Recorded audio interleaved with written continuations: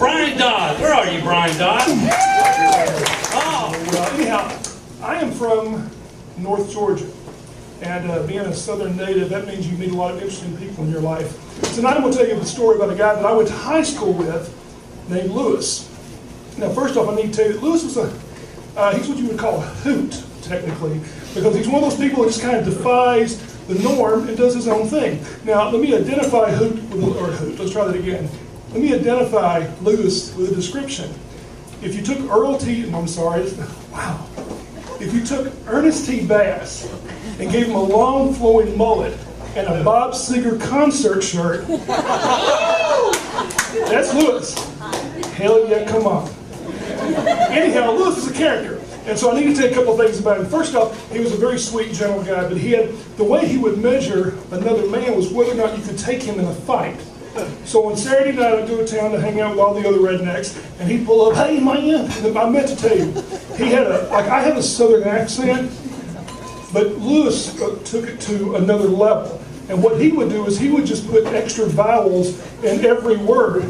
So when he would talk, sometimes he would add 3 or 4 extra vowels to every word to elongate them. So sometimes he could talk for 10 minutes and only say about 12 words. So on Saturday night he pulls up, "Hey man, I met Cynthia Joe's boyfriend last night." And I'm like, "What's he like?" "Oh, hey, he's a good old boy. You could whoop him." That is the measure of a good man. I can whip him. So that's good to know. So anyhow, let me tell you, it's about 2 weeks before the big homecoming dance, and Lewis decides that he's going to ask Libby Welsh. Now, we all know that Libby Welsh only likes football players. And Lewis, again, 6'5", weighed 85 pounds. You could knock him down by staring at him.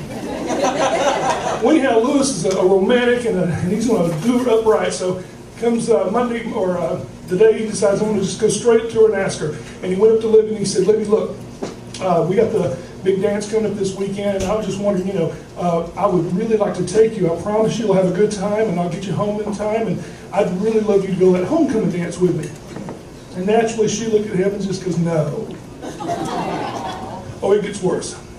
But Lewis is a man with the heart, and he's got the heart of a poet and the mullet of a long-haired redneck. But he decides, well, that's not good enough. So the next day, he's going to do it again. But he's going to ante it up a little bit. So you all know the movie Say Anything, where John Cusack stands on top of the car, or stands in front of the car and holds up the boombox and plays In Your Eyes by Peter Gabriel. Well, let me give you the interpretation that Lewis had for this event. Now imagine, poor Libby comes walking out of school to the parking lot. There are about 300 cars out there, and after school, all the redneck kids hung out in the car while the traffic dissipated.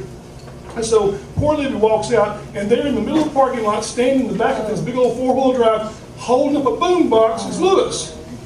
But instead of a cool song like In Your Eyes, he's playing Sophie B. Hawkins' "Damn, I Wish I Was Your Lover."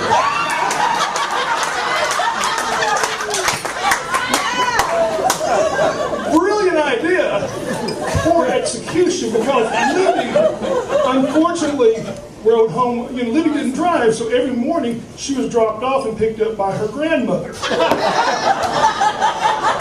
who heard this song. So naturally, of course, what he hears is, "No, I'm not going to the dance with you." So I'm feeling kind of bad for Lewis, but let me tell you, man, firing this guy to make this happen is so great.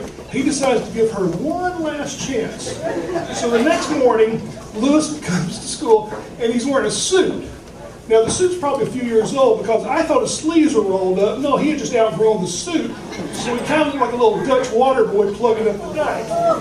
And so he comes walking in, and he's got this awkwardness about him, and he's bathed in some kind of cologne. I'm guessing Jovan Musk Oil for Men, or whatever was happening popular back in the early 80s. And with him are some flowers. He's got his bouquet of flowers, so he's ready to deliver that romantic notion.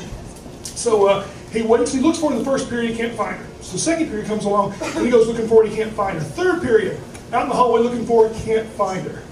He's getting a little distraught about it, but he decides, okay, and this was his other mistake. He decided to do it more of a public thing. So instead of finding her at the locker room, why not go in the lunchroom where there are 400 kids, There's about 15 lunch ladies and God to do this in front of. So he comes walking in, he's got the suit and the flowers, and he walks up to her, and he is ready to lay it down the line. He says, Libby, now I know good and well that you're attracted to football players and you want to go with a football player, but it's Wednesday, and that dance is on Saturday.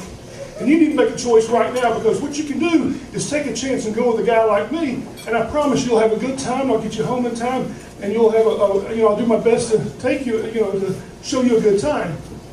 Or you can wait and find yourself Saturday night sitting home alone while everyone else is at the dance. What's it going to be? She said no. So we took Lewis. So a bunch of us took Lewis up to the lake. We all got drunk.